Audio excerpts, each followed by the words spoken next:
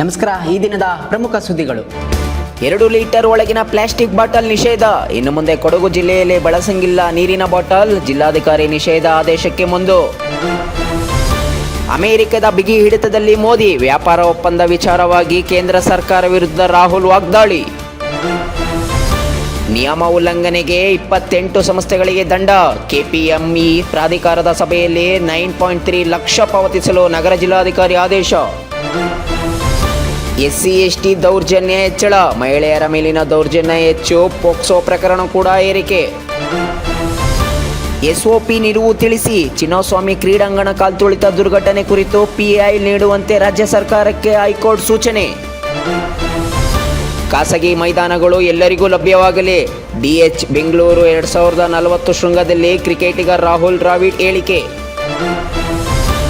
ನ್ಯೂಜಿಲೆಂಡ್ಗೆ ಸ್ಪಿನ್ನರ್ಗಳ ಸವಾಲು. ಸೂಪರ್ 8 ಅಂತ ಇಂದಿನಿಂದ ಆರಂಭ. ಮಿಚೆಲ್ ಸ್ಯಾಂಟ್ನರ್ ಪಡೆಗೆ ಪಾಕ್ ತಂಡ ಸವಾಲು.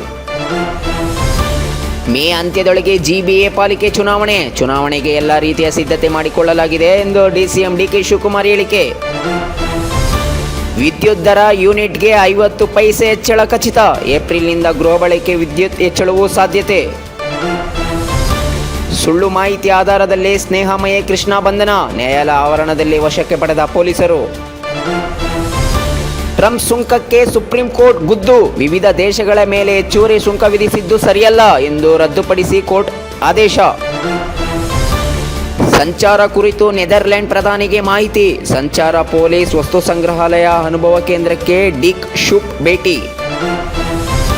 ಹೆಚ್ಚಾಯಿತು ಬೆಂಗಳೂರಿನಲ್ಲಿ ಗಾಂಜಾದ ಹಾವಳಿ. 66 ಲಕ್ಷದ ಮೌಲ್ಯ ಗಾಂಜಾ ಜಪ್ತಿ. ಬೆಂಗಳೂರು ಏರ್ಪೋರ್ಟ್ನಲ್ಲಿ ಗಾಂಜಾ ಪತ್ತೆ.